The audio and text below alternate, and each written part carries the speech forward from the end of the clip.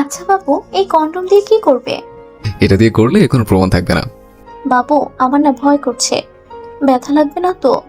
আমাকে জড়িয়ে ধরলে তুমি সব ব্যথা ভুলে যাবে। আমার বড় আপু বলেছে অনেক কষ্ট হয়। আহা, এত চিন্তা কিসের? দেখবি সব ঠিক হয়ে যাবে। এটা বলে সোহান চারুর দিকে এগিয়ে গেল। চারুর লাল বেনারসি শাড়িটা খুলে ফেলল। চারুকে দেওয়ালের সাথে চেপে ধরে কোমরে হাত দিয়ে চাপ দিতেই চারু চোখ বুজে নিল। চারুকে কাছে টেনে বুকের সাথে বুক লাগিয়ে চারুর নাকের সাথে নাক লাগিয়ে দিল। চারু কিছুটা আঁতকে উঠে জোরে জোরে নিঃশ্বাস নিতে লাগলো। সোহান চারুর হালকা লিপস্টিকওয়ালা ঠোঁটটা আলতো করে তার ঠোঁট দিয়ে চেপে ধরে নাড়তে লাগলো। সোহান চারুকে উঁচু করে নিয়ে হোটেলের বেডে ফেলে দিল। বেডে উঠে সে চারুর কোমরে চুমু দিতেই চারু সোহানকে তার বুকে জড়িয়ে ধরল। সোহান মুখ তুলে চারুর ঠোঁটে আবার ঠোঁট লাগিয়ে দিল। চারুকে শক্ত করে ধরতেই চারু কিছুটা ভয় পেয়ে গেল। সোহান একটা কম্বল দিয়ে তাদেরকে ঢেকে দিয়ে চারুর উপর শারীরিক অত্যাচার শুরু করে দেয়। চারুকে তার বোন বলেছিল বাসরটাতে হাঁচার কষ্ট হলেও একদম কাঁদবি না। তাই চারু সোহানকে শক্ত করে ধরে চোখের পানি ফেলছিল, কিন্তু সেদিকে সোহানের কোনো খেয়াল ছিল না। কিছুক্ষণ পর সোহান দুর্বল হয়ে চারুর বুকে নুইয়ে পড়ে। চারুকে একটা চুমু দিয়ে দেখে চারুর চোখে পানি, যেটা সোহান একদম সহ্য করতে পারে না। এই, তুমি কাঁদছো কেন? কই না তো, এমনিতেই চোখে জল এসেছে। সোহান বিছানা থেকে চারুকে তুলে নিচের হাতের শাড়িটা পরিয়ে দিল। চারুকে এভাবে প্রথম কেউ টাচ করাতে চারু কিছুটা লজ্জা পেল। দুজনেই ফ্রেশ হতে চলে গেল। কিছুক্ষণ পর সোহান ফ্রেশ হয়ে এসে দেখে চারু আয়নার সামনে বসে চুলগুলো নাড়ছে। বেনারসি শাড়িতে ভেজা চুলে চারুকে আরো সুন্দর লাগছিল। সোহান চারুকে আয়নার সামনেই কোলে উঠিয়ে ছাদের দিকে রওনা দিল। এই এই এই কি করছো? ছাড়ো বলছি। না, ছাড়বো না। দুষ্টু, এত ভালোবাসা পেয়েও পেট ভরে না? না, তাই তো করে নিয়েছে। চারু সোহানের বুকে ঘুষি মারতে লাগলো। সোহান চারুকে নিয়ে ছাদে গিয়ে নামিয়ে দিল। চারু কিছুটা অবাক হয়ে চারদিকে তাকিয়ে রইল। চারদিকে আলোয় ভরা আবছাদের মাঝখানে একটা সুন্দর কেক রাখা আছে। চারু সোহানের দিকে তাকাতেই সোহান চারুকে হ্যাপি বার্থডে জানালো। ততক্ষণে মনে পড়লো আজকে তার জন্মদিন। সে সোহানকে জড়িয়ে ধরলো। সোহান চারুকে নিয়ে কেক কাটলো। দুজন দুজনকে খুশির সাথে খাইয়ে দিল। হঠাৎ চারু খেয়াল করলো সোহানের চোখে জল। এই, কাঁদছো কেন? কিছু না, তোমাকে দেখে চোখে জল চলে এসেছে। জানি তো, এই বাদর ছেলেটা আমাকে অনেক ভালোবাসে। অনেক। আমিও না তোমাকে অনেক ভালোবাসি। তাহলে অন্য কাউকে বিয়ে করতে কষ্ট হচ্ছিল না? অন্য কেউ মানে? আমি তো তোমাকেই বিয়ে করেছি। সোহান তখন কথাটা অন্যদিকে ঘুরিয়ে নেয়। চারুকে কিছু বুঝতে না দিয়ে সে অন্য কথা বলতে থাকে। রাত প্রায় 8টা বাজে। সোহান চারুকে নিয়ে ছাদ থেকে নেমে এলো। রুম থেকে সবকিছু নিয়ে বাইরে এলো। আগে থেকেই গাড়ি রেডি ছিল। সে চারুকে গাড়িতে বসিয়ে দিল। কি হলো সোহান, এত রাতে কোথায় যাবে? তুমি এখন বাড়ি যাও। কেন? আমাদের তো তোমার বাসায় যাবার কথা। তোমার বাবা ফোন দিয়ে বলল তোমার মা নাকি অনেক অসুস্থ, তাই তোমাকে তাড়াতাড়ি যেতে বলেছে। চলো না তুমিও আমার সাথে। না থাক, আমার একটু কাজ আছে। তুমি বসো, ড্রাইভার তোমাকে পৌঁছে দেবে। তাহলে আবার কাঁদছো কেন? এমনি তুমি চলে যাচ্ছ, তাই কষ্ট হচ্ছে। তাহলে একসাথে যাই। না থাক, তুমি যাও। চারু গাড়ি থেকে নেমে সোহানকে জড়িয়ে ধরলো। সোহান চারুকে বলতে চাচ্ছিল চারু আমাকে মাফ করে দিও, কিন্তু বলতে পারলো না। সে যে অপরাধ করেছে এটা ক্ষমার যোগ্য না। এটাকে মেয়েকে এভাবে ধর্ষণ করাটা একদম ঠিক না। একটা মেয়েকে এভাবে ধর্ষণ করাটা একদম ঠিক না। সোহান চারুকে গাড়িতে তুলে দিল। গাড়িটা ছেড়ে চলে যেতে লাগলো সোহানের পাশ থেকে। যত দূর পর্যন্ত দেখা যাচ্ছিল সোহান ততক্ষণ দেখেই যাচ্ছিল গাড়িটা অদৃশ্য হবার পর সোহান তার বাড়ির দিকে হেঁটেই রওনা দিল। তাহলে আসুন জেনে নেওয়া যাক এদের আসল কাহিনীটা। সোহান বড়লোক বাবার একমাত্র ছেলে। টাকার কারণে এলাকার বড় ভাই হিসেবে সবাই তাকে চেনে। এবার সে অনার্স 3য় বর্ষের ছাত্র, আর চারু হলো সাধারণ পরিবারের মেয়ে, দেখতে বেশ সুন্দর। এবার অনার্স 1ম বর্ষের ছাত্রী। তারা দুজন একসাথেই একই ভার্সিটিতে পড়াশোনা করে। সোহান চারুকে সেই ছোটবেলা থেকেই ভালোবাসে, কিন্তু কখনো চারুকে বলতে পারেনি, কারণ চারু মাস্তান আর বড়লোকদের পছন্দ করতো না। সে সোহানের হাবভাব আর প্রতিদিন পিছু করাতে সব টের পেত, কিন্তু কোনোদিন সোহানকে কিচ্ছু বলে বলেনি, কিন্তু সোহান জানতে পারে যে চারুর পরিবার চারুকে জোর করে বিয়ে দিচ্ছে, তাও কাউকে না জানিয়ে। সোহান সেটা শুনে ঠিক থাকতে পারেনি, আর থাকবেই বা কেমন করে? যে মেয়েটাকে এতদিন ধরে ভালোবাসে তাকে কি ছেড়ে দেওয়া যায়? তাই সে বন্ধুদেরকে দিয়ে চারুর বরকে মারধর করে গোপনে চারুকে নিয়ে এসেছে। চারু টের পায়নি, কারণ দুজনের নামই সোহান। সে চারুকে নিয়ে হোটেলে নিয়ে এসেছে রেপ করে, যাতে চারুর পরিবার শেষ পর্যন্ত তার সাথেই চারুকে বিয়ে দেয়। এর আগের ঘটনা সবার জানা, তাই চলুন আবার ফিরে যায়। সোহানের ড্রাইভার চারুকে তার বাড়ির সামনে নামিয়ে দেয়। চারু গাড়ি থেকে নেমে দেখে বাড়িতে কোনো আওয়াজ নেই। চারু বাড়িতে ঢুকে পড়ে, গিয়ে দেখে তার মা বাবা কাঁদছে, সবাই মাথায় হাত দিয়ে বসে আছে। হঠাৎ চারুকে দেখে সবাই দাঁড়িয়ে পড়ে। চারুর মা চারুর কাছে যেতেই, মা, তুমি নাকি অনেক অসুস্থ? কে বলেছে? আর তুই এতক্ষণ কোথায় ছিলি? কোথায় আবার? আমি তো আমার বরের সাথেই ছিলাম। কি? কিন্তু তোর বর তো হাসপাতালে। কি বলছো এসব? সোহান তো এতক্ষণ আমার সাথেই হোটেলে ছিল। কি? কোন সোহান? কে আবার? ওই যে আমাদের চৌধুরীর ছেলে। চারুর মা বাবা আর সবাই একথা শুনে অবাক হয়ে গেল। চারুর মা আবার কান্না শুরু করে দিল। প্রতিবেশীরা সবাই চলে যেতে লাগলো। তখনই চারুর বোন চারুকে নিয়ে ঘরে চলে যায়। এই চারু, তুই কি বলছিস? সোহান কেন তোর সাথে যাবে? কি বলছো তোমরা? আমার বর তো আমার সাথেই থাকবে। কখন তোকে সোহান নিয়ে গিয়েছে? কখন আবার? আমাকে তোমরা বাইরে গাড়িতে যখন উঠিয়ে দিলে। আচ্ছা, ও তোকে তো কিছু করেনি? বুবুও তো আমার সাথে সব করেছে। কি? ও তোকে ভোগ করেছে? কেন ভোগ বলছিস কেন? সেটা তো বাসর রাতে সবারই হয়। এই পাগল, ও তোর বর না, ও তোকে ব্যবহার করেছে। এটা বলেই চারুর বোন চারুর সামনে একটা ছবি রেখে বলে, এটা তোর আসল বর। চারুর বোনের হাতের ছবি দেখে চারু কিছুটা চমকে গিয়ে পিছিয়ে যায়। সে কি দেখছে? এটা তো সোহান না। চারুর চোখ দিয়ে অনায়াসে জল পড়তে থাকলো। চারুর বোন চারুকে ছুতেই এক ঝটকা দিয়ে হাতটা সরিয়ে দিয়ে কাপড় খুলে ওয়াশরুমের দিকে কাঁদতে কাঁদতে দৌড় দেয়। পানি ছেড়ে দিয়ে সাবান দিয়ে নিজেকে ধোয়ার চেষ্টা করছে, কিন্তু কেন যেন সোহানের স্পর্শের কলঙ্কের দাগটা আরো গেঁথে যাচ্ছে চারুর শরীরে। ওদিকে সোহান রুমে গিয়ে এক গ্লাস জল খেতে গিয়ে গ্লাসটা পড়ে গিয়ে ভেঙে গেল। সে বিছানার উপর বসে মাথায় হাত দিয়ে বালিশে মাথা রাখলো। তার মন তাকে সাই দিচ্ছে না। সে এভাবে চারুকে বিয়ের রাতে ধর্ষণ করে ঠিক করেনি, কিন্তু কি বা করার ছিল? সে চারুকে কখনোই ভুলতে পারেনি। সে সোজা তার বাবাকে গিয়ে সব বলে দেয়। তার বাবা এসব শুনে চুপ করে বসে থাকে। হঠাৎ দরজায় কড়া নড়ল সোহান। কিছুটা আন্দাজ করতে পেরে আড়ালে চলে গেল সোহান। দরজা খুলতেই দেখলো চারুর মা আর বাবা চোখে পানি দিয়ে হাত জোর করে তার বাবার সামনে বসে পড়ল। কি হয়েছে? তোমরা এত রাতে এখানে? স্যার, আমার মেয়ে সর্বনাশ হয়ে গিয়েছে। কি হয়েছে সেটা বলো। স্যার, আমার মেয়েকে বিয়ের আসর থেকে নিয়ে গিয়ে আপনার ছেলে নষ্ট করেছে। এই ব্যাপার? আচ্ছা, কখন ঘটেছে এই ঘটনা? এই তো একটু আগেই। শোনো চারুর বাবা, কিছু জানাজানি হওয়ার আগেই তুমি বাড়ি চলে যাও। কালকে কাজী ডেকে আমি এদের বিয়ের সব ব্যবস্থা ফাঁকা করছি।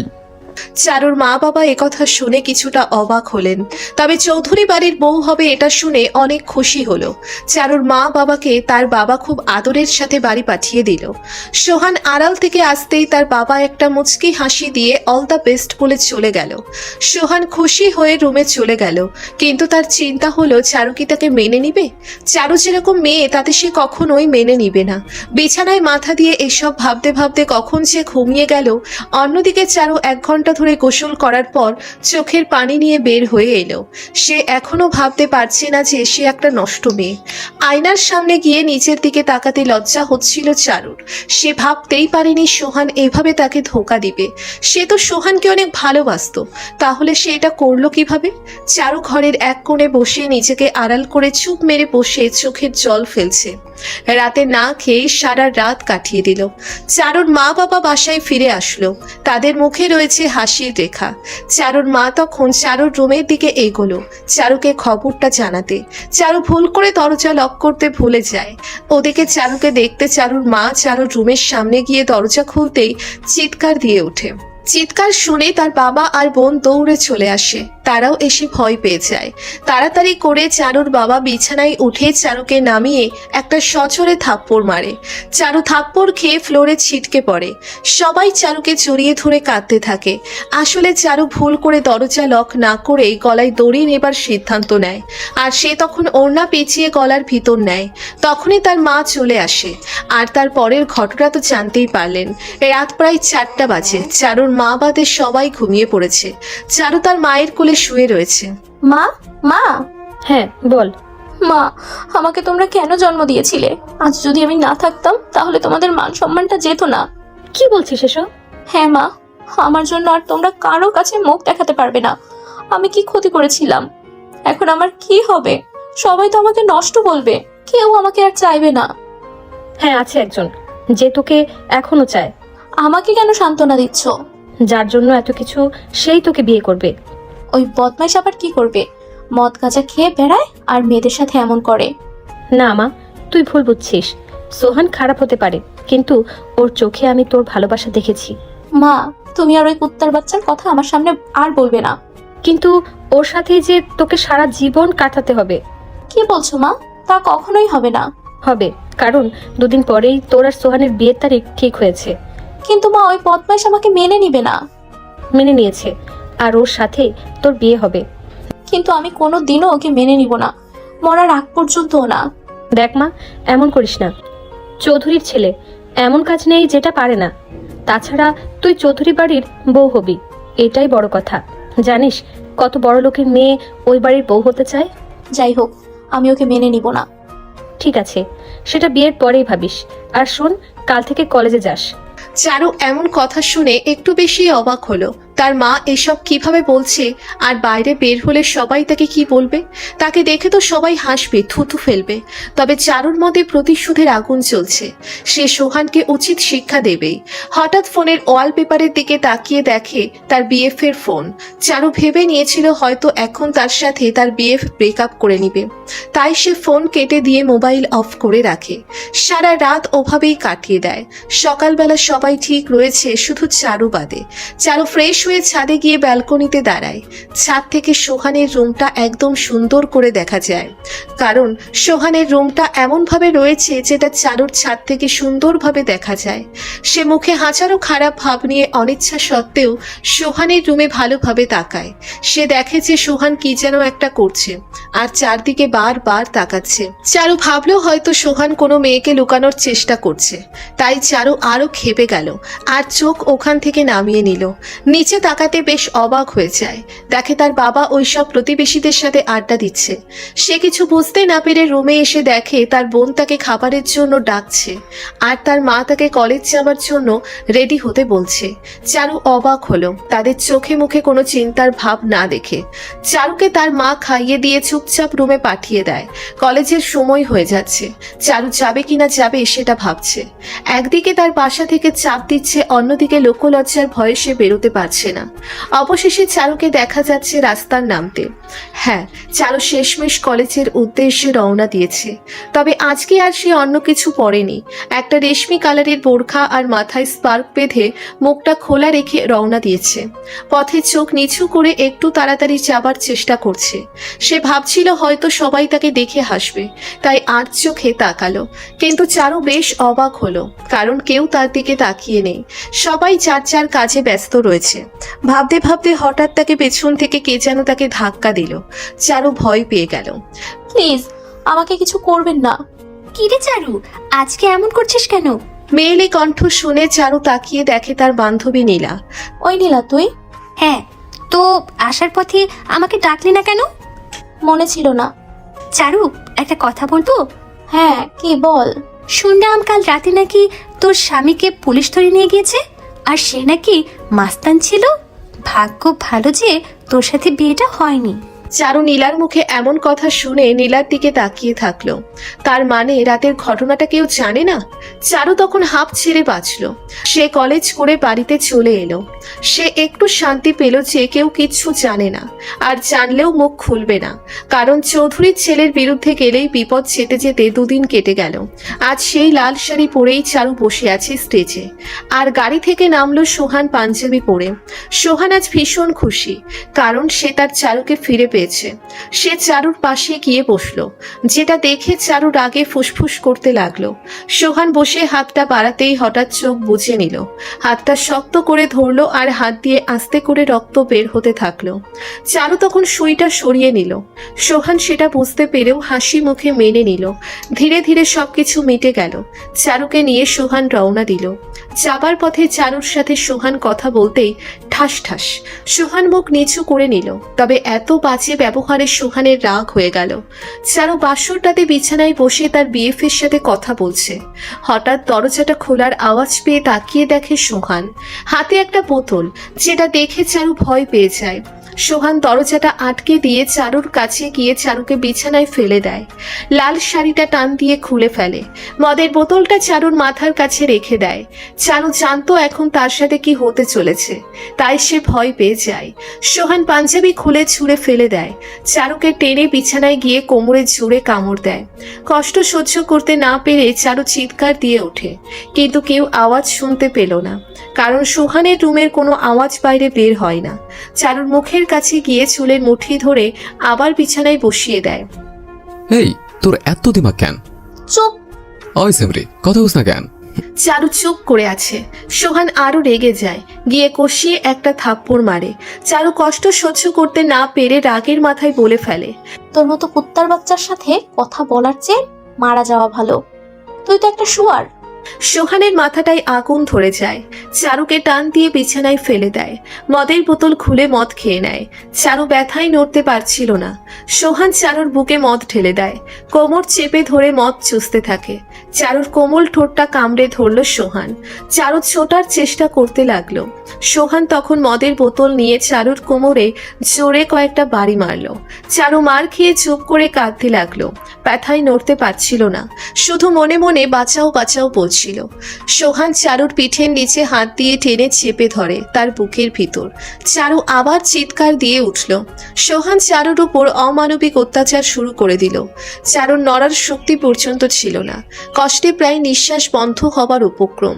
তবুও সোহান ক্ষুধা মিটিয়েই যাচ্ছে। এক পর্যায়ে সোহান ওভাবেই চারুর উপর ঘুমিয়ে পড়ে। চারু ধাক্কা দিয়ে সোহানকে সরিয়ে দেয়। চোখ দিয়ে ঝরছে অঝরে পানি। চাকু দিয়ে নিজেকে শেষ করে দিতে চাইল, কিন্তু তার ওঠার শক্তি পর্যন্ত ছিল না। ব্যথায় কোকড়াতে কোকড়াতে কখন যেন চারু ঘুমিয়ে পড়ল। সকালবেলা চারুর ঘুম ভেঙে যায়। তাকিয়ে দেখে পাশে সোহান নেই, আর তার গায়ের শাড়ি। কিন্তু তার পরনের শাড়ি এলো কিভাবে? সে তো সারা রাত ড্রেসহীন ছিল। এই ভেবে সে বিছানা থেকে উঠে পড়ল। তাকিয়ে দেখে ফ্রেশ হবার জন্য তার সব কিছু রেডি আছে।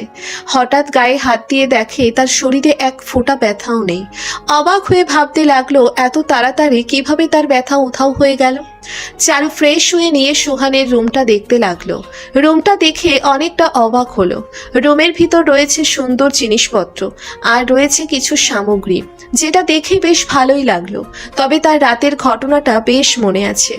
একদিকে প্রচন্ড রেগে আছে, আরেকদিকে ভয় পেয়েও আছে। না জানি আবার কি করে সোহান। তবে যাই হোক, যেহেতু তাদের বিয়ে হয়ে গিয়েছে, তাই আজ থেকে সোহানকে মেনে নিতেই হবে। তবে তার মতলব আলাদা। সে সোহানকে শেষ করে দিতে চাইল। ঘুরতে ঘুরতে একটা সিক্রেট দরজা দেখতে পেল। ধীরে ধীরে সে সেদিকেই এগোতে থাকলো। দরজা খোলা থাকায় ভিতরে গিয়ে দেখে রুমটা বেশ বড় আর ইলেকট্রনিক্স জিনিসে ভরপুর। অনেকগুলো কম্পিউটার রয়েছে সেখানে। একটা টেবিলের উপর গিয়ে দেখে কিছু প্রশ্ন রয়েছে। সেটা হাতে নিয়ে দেখে যে তাদের কলেজে পরীক্ষা রয়েছে, সেটার প্রশ্নপত্র। চারুর তখন টের পেল সোহান কিভাবে সবসময় ছাত্র ছাত্রীদের ভিতর টপ থাকতো। আরেকটু এগোতেই দেখে সোহান একটা চেয়ারে বসে কি যেন করছে। হঠাৎ তার হাত লেগে একটা ফুলদানি পড়ে গেল, আর চারু দৌড়ে সেখান থেকে বেরিয়ে এলো। সাথে প্রশ্নপত্র নিয়ে এলো। চারু ভেবেছিল সোহান কিছুই টের পায়নি। রুমে গিয়ে বিছানায় বসতেই সোহানের বোন ছোঁয়া এলো। হাই ভাবি, কেমন কাটলো বাসার রাত? চারু মনে মনে বলল, তোর ভাই তো বদমাইশ, আর সাথে তোদের পরিবারও। তোদেরকে দেখতেই ইচ্ছে করছে না, সামনে থেকে সর। হ্যাঁ, অনেক ভালো কেটেছে। আচ্ছা ভাবি, আমাকে একটু বলবে? না, অন্য একদিন বলবো, এখন থাক। ঠিক আছে, চলো, সবাই খাবারের জন্য ওয়েট করছে, তাই তোমাকে নিতে এলাম। সোহান যাবে না? ওর সময় হলেই চলে যাবে, তুমি চিন্তা করো না। ছোঁয়া চারুকে নিয়ে নিচে চলে গেল খাবার টেবিলে। চারু গিয়ে বেশ অবাক হলো, তাকিয়ে দেখে সবাই তার জন্য দাঁড়িয়ে আছে, আর এই পরিবারে অনেক মানুষ। সোহানের মা আসতেই চারু গিয়ে সালাম করলো। তার মা চারুকে নিয়ে আদর করে বসিয়ে দিল। চারু এদের অবস্থা দেখে অবাক হয়ে গেল। ছোঁয়া এরা এভাবে চুপ করে কেন? ভাবি, এটা এই পরিবারের আইন, বাবার আদেশ কেউ অমান্য করে না। ও, তাহলে খাবার পরিবেশন করবে কখন? এই তো একটু পরেই, তুমি একটু বসো। চারু দেখতে পেল কয়েকজন কাজের লোক এসে খাবার পরিবেশন করছে, তবে তাদের দেখে কেউ বলতেই পারবে না যে তারা কাজের লোক। হঠাৎ চারু দেখলো সোহান আসছে, কিন্তু সে তো উপরতলায় ছিল, তাহলে কিভাবে সে নিচতলা দিয়ে এলো? সোহান গিয়ে চারুর পাশে বসলো। চারু কিছুটা ভয় পেয়ে গিয়ে চারু নড়ে চড়ে উঠতেই সোহান তার কানের কাছে গিয়ে বলল, এভাবে রুমে ঢুকে প্রশ্ন চুরি করাটা একদম অন্যায় কাজ। চারু চমকে গিয়ে ভাবলো সোহান কিভাবে টের পেল এই কাজটা। চুপ করে মাথা নিচু করে খাওয়া শেষ করলো চারু।